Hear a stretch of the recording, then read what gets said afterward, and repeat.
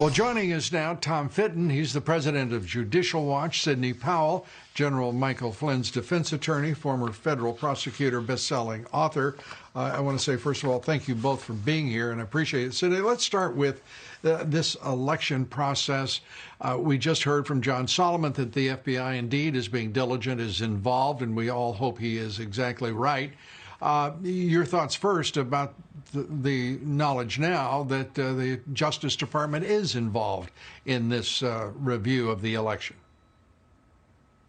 Well, I'm delighted to hear that. I think there are any number of things they need to investigate, including the likelihood that 3% of the vote total was changed in the pre-election voting ballots that were collected digitally by using the hamr program and a software program called scorecard.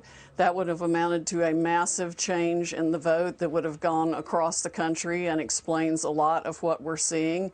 In addition, they ran an algorithm to calculate votes they might need to come up with for Mr. Biden in specific areas. I think that explains what happened in Michigan, where the computer glitch resulted in a change of votes of about 5,500 in favor of President Trump, just in one of 47 districts. All those districts need to be checked for that same, quote, software glitch, end quote, that would change the result in Michigan dramatically. The same thing is happening in other states. We've had hundreds of thousands of ballots mysteriously appear solely for Mr. Biden, which is statistically impossible as a matter of mathematics. It can all be documented. We are putting it into materials that we will file in federal court, and we need to seek relief in multiple states to enjoin the certification of any election results. Tom Fitton, as you listen to Sidney, that sounds like a strong case for a straightforward allegation of fraud. The two programs that she just mentioned, I'm going to ask you right now, have you ever heard of them? Because I had not heard of them. No, I mean, there have been noises about it on the internet, but I don't know anything beyond what Sidney's reporting now. I go back to the numbers you reported at the beginning of the segment. The president was winning on Tuesday. Right. He's not winning now. And he's not winning now as a result of a process that the voters can't have confidence in, the state legislatures can't have confidence in, in my view, the courts can't have confidence in. So the question is, are the courts going to undo what went on? I don't know. But the state legislatures in Georgia, Pennsylvania, Michigan, Wisconsin, perhaps Arizona, they now have an opportunity to make a stand on behalf of the rule of law. Are they going to endorse what went on this week, or are they going to appoint a clean slate of electors that supports President Trump? That could be the next battle, and I would think that activists interested in this issue, and if you're concerned watching this, start talking to your state legislators. And I started asking where Congress is, because Congress, in the end, is going to be the judge of the electoral college votes. And if I were in Congress, I'd be telling these states, you better keep up on, you better be honest here, because we're not going to accept your votes if your election is a sham.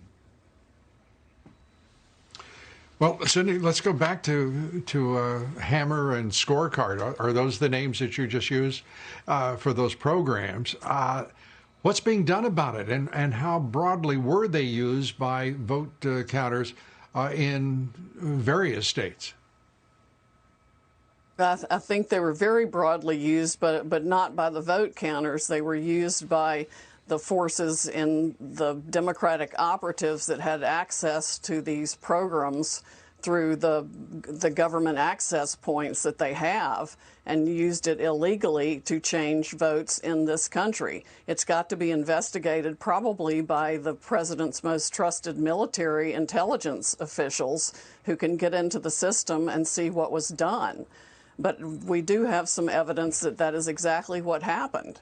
And they've used it against other entities in other countries. It's just been turned recently against our own citizens here to change election results. It's absolutely appalling that that can be done. And whether it's called computer glitches or something else, somebody has actually gone into the system and changed voting results. That's called intervention in our elections, irrespective I guess if they were Russia or China, we'd refer to them as meddling. But it's intervention, and it's also crooked as hell, rigging this election no matter the jurisdiction, whether it's Michigan, Georgia, wherever it might be. What can we do about it? Because the Department of Justice, I mean, if there's evidence of that program, why not just turn it over to the Justice Department and say, and go to the courts and say, this has got to stop now. Here is the way in which it was done.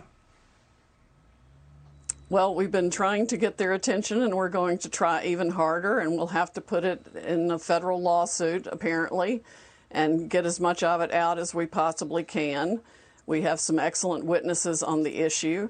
But this is coup 5.0, Lou. I mean, there was no reason to think that the Democratic operatives who spent hundreds of millions of dollars creating the Russia hoax, the Steele dossier, taking us through a special counsel operation for 2 years, trying an impeachment hoax, the apocalypse hoax, the obstruction hoax, wouldn't go so far as to create every means of voter fraud they could come up with to steal this election. That's exactly what happens. The president must fight back now in every way, shape, or form.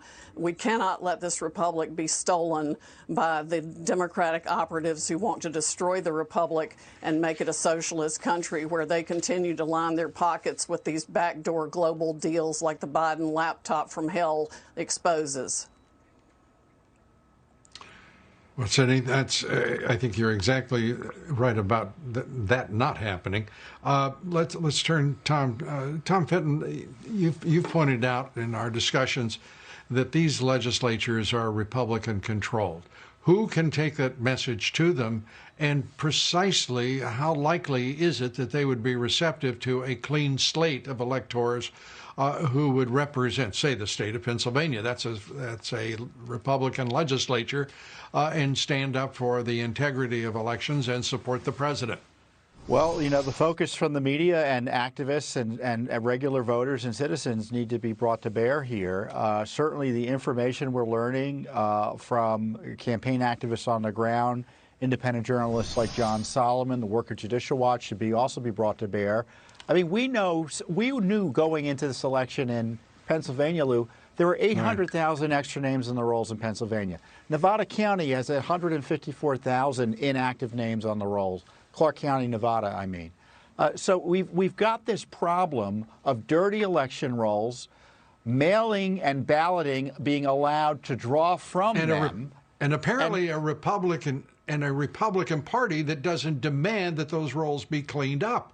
I mean, that's crazy. Could you put up that graphic again, please, folks? I want everybody to see what they're looking at, because this is really very important, what Tom's talking about. The control of both chambers of the legislature in these states that are critical right now in deciding who the next president will be: Michigan, Wisconsin, Arizona, Pennsylvania, North Carolina, Georgia. They must play a role in this to preserve the integrity, just as Tom Fitton is urging. And Sidney Powell, what you're breaking here tonight is extraordinary as well. We've got to go. We're at that point. But thank you both for everything you're doing for the country and for the president. We appreciate it.